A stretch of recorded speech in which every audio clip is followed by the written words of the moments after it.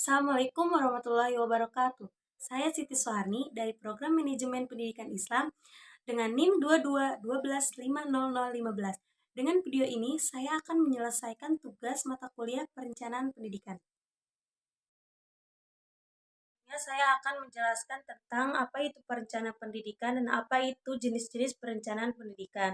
Perencanaan pendidikan ialah merupakan suatu proses mempersiapkan kegiatan di masa depan untuk mencapai tujuan dengan cara optimal dan membangun ekonomi sosial. Jenis perencanaan pendidikan yaitu ada tiga. Yang ketiga itu memiliki pengertiannya masing-masing. Yang pertama adalah meso. Meso ialah merupakan suatu perencanaan khusus untuk memperbaiki kinerja organisasi. Yang kedua adalah mikro. Mikro ialah merupakan suatu perencanaan secara khusus untuk memperbaiki kemampuan dan kinerja individu. Dan yang ketiga adalah makro. Makro ialah merupakan suatu perencanaan secara khusus untuk memperbaiki. Saya akan menjelaskan tentang jenis-jenis perencanaan berdasarkan jangka waktunya. Ada tiga yaitu jangka panjang, jangka pendek, dan jangka menengah. Apa sih jangka panjang itu? Perencanaan yang lebih umum yang belum terperinci, yang bertujuan untuk memberikan arah yang jelas bagi perencanaannya.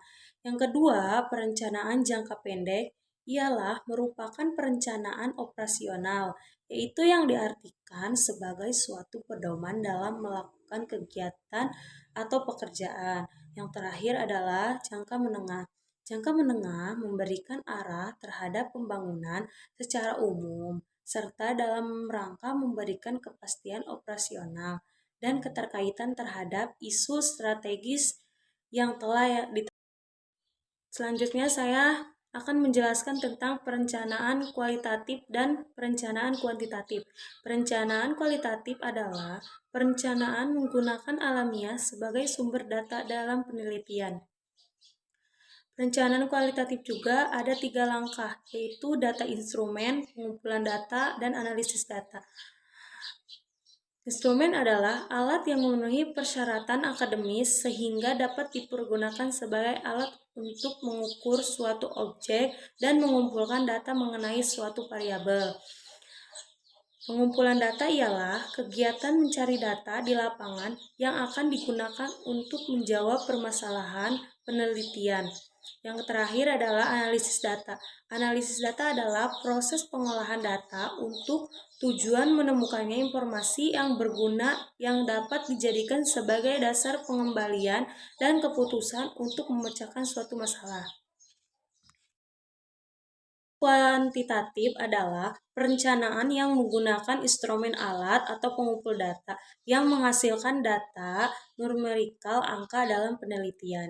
Artinya, metode ini dalam melihat sebuah kejadian memahami bahwa semua peristiwa ada kaitannya dengan satu sama lain.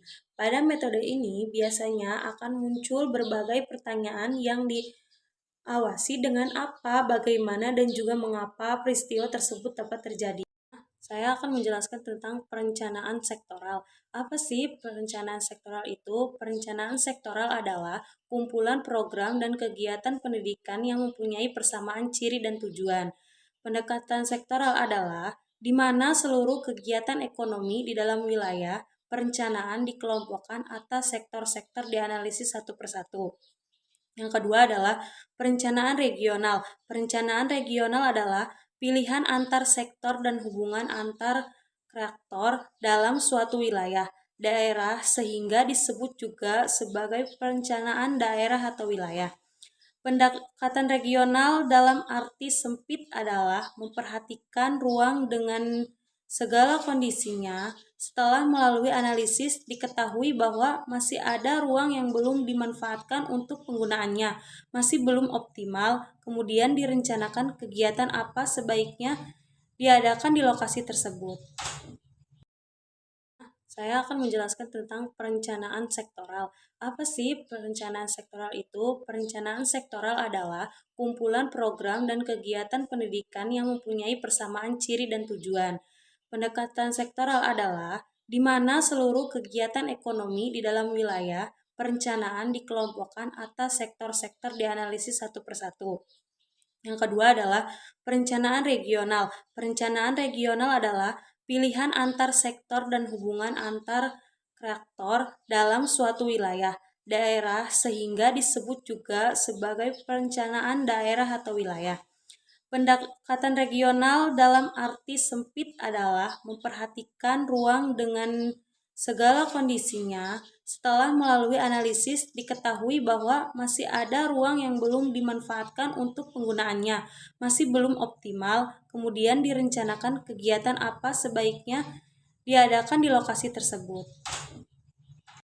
Saya akan menjelaskan tentang perencanaan desentralisasi. Desentralisasi adalah pendelegasian wewenang dalam membuat keputusan dan kebijakan dalam manajer pada orang-orang pada level bawah dalam suatu struktur organisasi. Secara etimologis, desentralisasi berasal dari bahasa Latin yang artinya lepas dan centrum.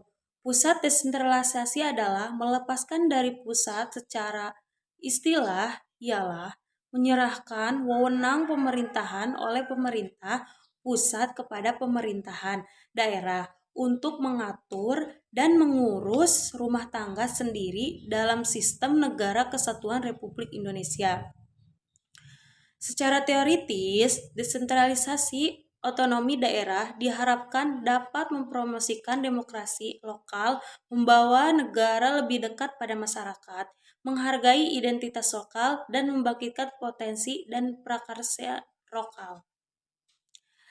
Selanjutnya, perencanaan sentralisasi.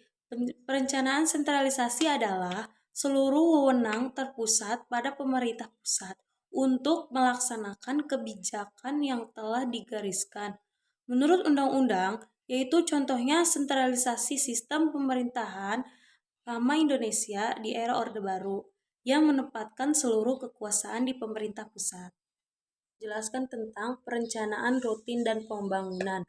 Perencanaan pembangunan adalah sebagai suatu pengarahan penggunaan sumber-sumber pembangunan termasuk sumber-sumber ekonomi terbatas adanya untuk mencapai tujuan tertentu berdasarkan keadaan sosial ekonomi yang lebih baik secara efektif dan efisies.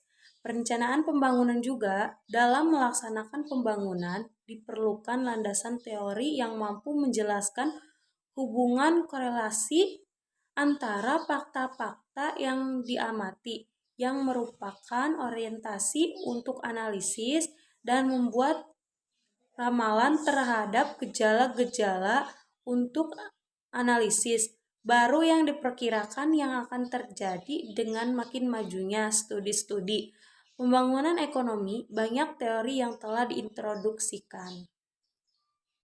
Sekian beberapa hal yang bisa saya sampaikan pada kesempatan hari ini. Saya mohon maaf yang sebesar-besarnya apabila ada tutur kata maupun tindakan yang kurang berkenan bagi teman-teman. Presentasi hari ini saya tutup. Terima kasih. Wassalamualaikum warahmatullahi wabarakatuh.